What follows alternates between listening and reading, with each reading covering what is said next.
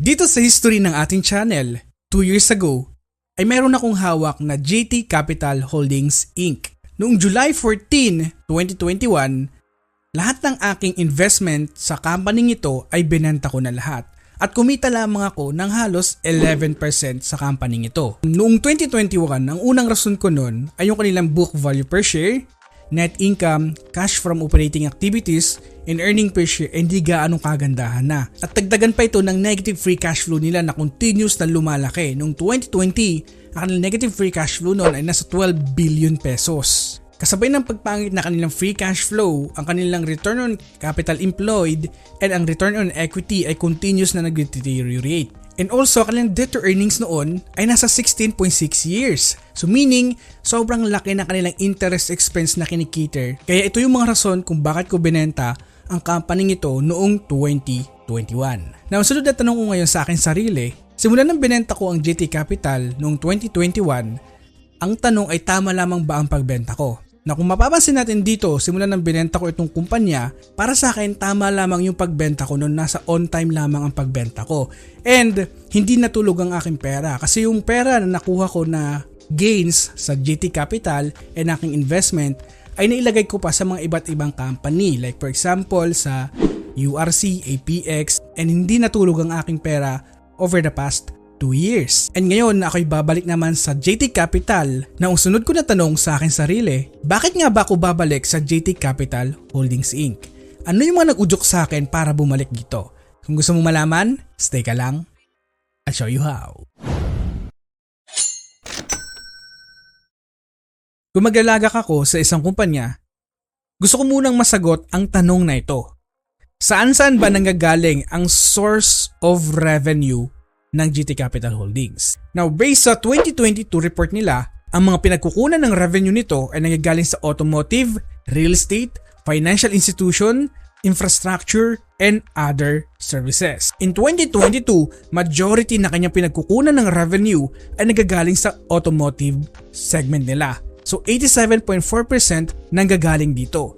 Now, itong sector na ito, itong automotive industries na ito isang cyclical industry. Na pag sinabi natin cyclical industry, so ibig sabihin may mga panahon na ang mga presyo ng stock na to ay talagang matataas, may mga panahon na talagang bumabagsak din ang kanilang presyo.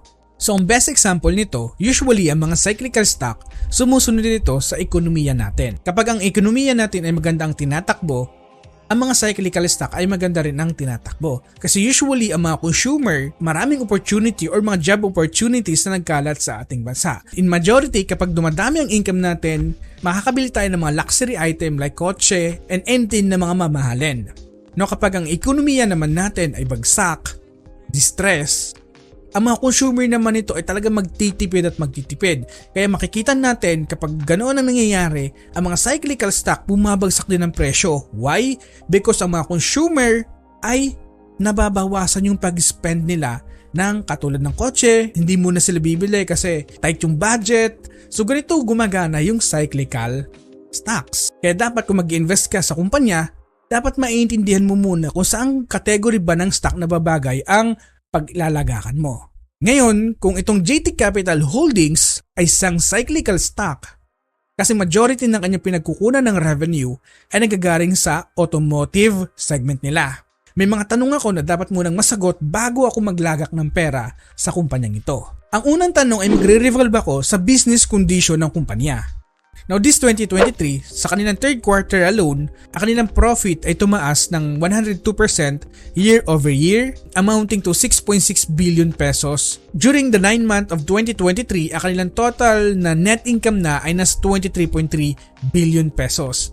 At tumaas ito ng 105% year over year. So ang pagtaas ng kanilang profit, because lahat ng kanilang segment na mga pinagkukunan ng kanilang income ay talagang maganda ang pine-perform. Especially pagdating sa Toyota, na ang kanilang income ay tumaas ng 196% year over year in the third quarter of 2023 alone. And pagdating sa Metrobank, ang kanilang income ay tumaas ng 39% year over year. And another information sa Toyota Motors Philippines, sila ay on track na malampasan yung kanilang record sales volume na umabot ng 183,908 units na nabenta noong 2017. At ngayong 9 month of 2023 lamang, ang kanilang volume or nabenta na units ay nasa 144,232 units na, accounting to 78.4% of the full year record high. And also, ang kanilang net income ay on track din na malampasan at magkaroon ng new record high. And during the 9 month of 2023 ay nasa 83% of its full year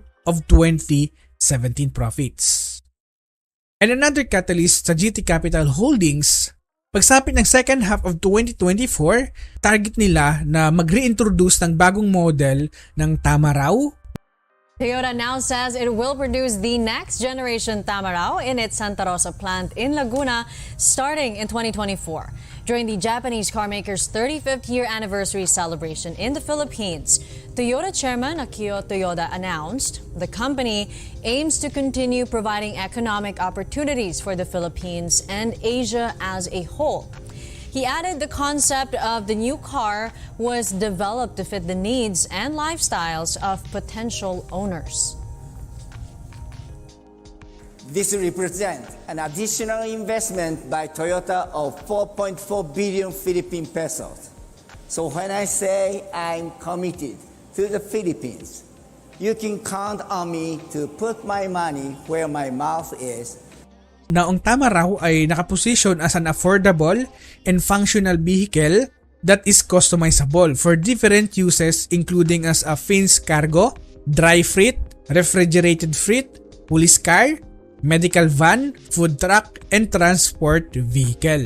This catalyst a very positive sign para sa kumpanya, and this means na pinapalawak pa talaga nila yung kanilang market share pagdating sa automotive industry sa ating bansa. And also para din matulungan na masustain yung growth ng company o yung growth momentum ng company over the period of time.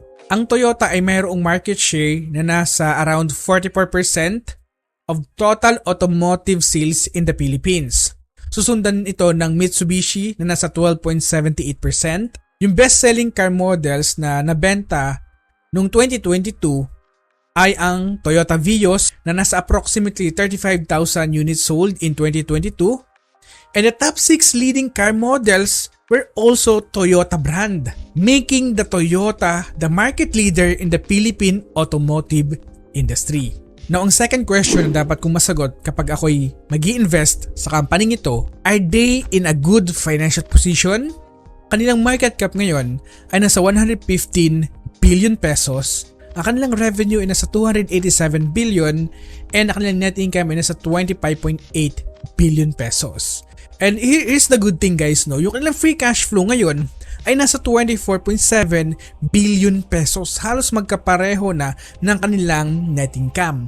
In comparison sa kanilang average na nasa negative 5 billion pesos. And also, in terms of their PE ratio ay nasa 4.4 times lamang na PE ratio in comparison sa kanilang average na PE ratio na nasa 14.47 times. So dito pinapakita sa atin in terms of this valuation method, nasa undervalued category ang company. At hindi lamang yon, in terms of multiple valuation, pinapakita na very undervalued ang company ito ngayon. And now, kung mag-i-invest ako sa company ito, based sa kanyang current performance, nangangailangan ng 4 years bago ko ma-recoup ang aking initial na investment. So nasa check ang category nito kasi ang gusto kong makita sa company no, kung ako willing mag-invest sa company, gusto ko minimum of 8 years bago maibalik ang aking initial na investment. So dito pinapakita na very good sign ito. Ang pagdating naman sa kanilang revenue, pinaka-key highlights ito ay yung kanilang revenue growth rate over the past 3 years na nasa 22% compound annual growth rate. That's a very excellent growth rate over the past 3 years. And also, over the past 3 years, sa kanilang net income growth rate ay nasa 41% over the past 3 years. And yung bibigyan natin ng focus dito pagdating sa kanilang financials ay yung kanilang debt to earnings ratio. Now, yung pinaka-peak na kanilang debt to earnings ratio ay noong 2020 na umabot ng 16.56 years. yung kanilang debt to earnings ratio. Sobrang laki na kanilang interest expense na kinikater nito ng time na to. And noong 2021, nasa 11.37. And 2022, sobrang nakalahati, halos nakalahati yung pagbaba na kanilang debt to earnings ratio na nasa 6.73 na lamang. Now, pinapakita dito sa atin na gumaganda yung kanilang interest expense na kinikita sa company. That's very good and positive sign. Merong forecast sa mga analyst na nasa 5.4% at earnings growth rate forecast na nasa 5.9%. Now, kung titignan natin, pagsapit ng 2025, ang forecast ng mga analyst dito sa kanilang revenue ay nasa 307 billion pesos, earnings na nasa 27 or halos 28 billion pesos. At ang kanilang past earnings performance, ang kanilang earnings growth rate ay nasa 13.1%, earnings per share growth rate ay nasa 13.1% din. Now, pinapakita dito sa atin, in comparison sa growth rate ng past to future, in terms of their PE ratio, nasa undervalued category pa rin ang kumpanyang ito. Sa kanilang pinaka-latest financial report, kanilang interest coverage ratio na lamang ay nasa 5.9 times. So that's a very good and positive sign na mataas yung kanilang interest coverage. And in terms of cash, meron silang 28.63 billion pesos na available.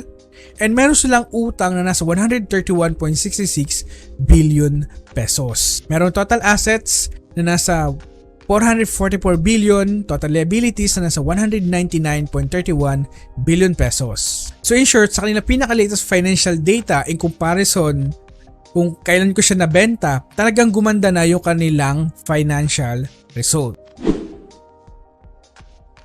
Now, ang third question na dapat ko masagot kapag mag-invest ako dito sa company ay ano ba yung fair value ng kumpanya and kung undervalued ba ang company nito ngayon. Now, in terms of multiple valuation, PEG ratio, and also in terms of 10 valuation metrics na ginamit natin dito, ang average intrinsic value ay nasa 1,014 pesos per share. So that's around 81% na upside potential sa current share price niya na nasa 558 pesos per share.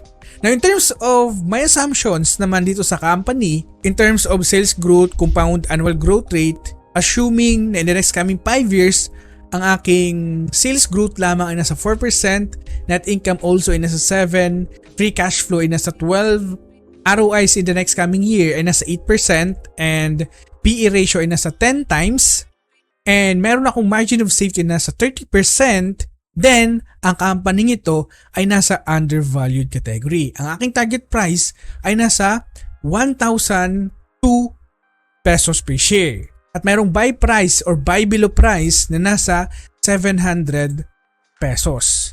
Pinapakita na in terms of this valuation method and in terms of multiple valuation method, undervalued ang company ito. So ito yung mga dahilan kung bakit ako nag-invest dito sa ating completed trades. Executed na ang pagbili natin sa GT Cap sa presyong 547 pesos per share and today ay December 4, 2023. Hello mga investors! Sa mga gustong gumamit na aking financial sites na nakikita nyo sa aking mga videos, dito nyo lamang siya makikita. Puntahan nyo lamang aking YouTube channel and pindutin nyo lamang ang about information na ito.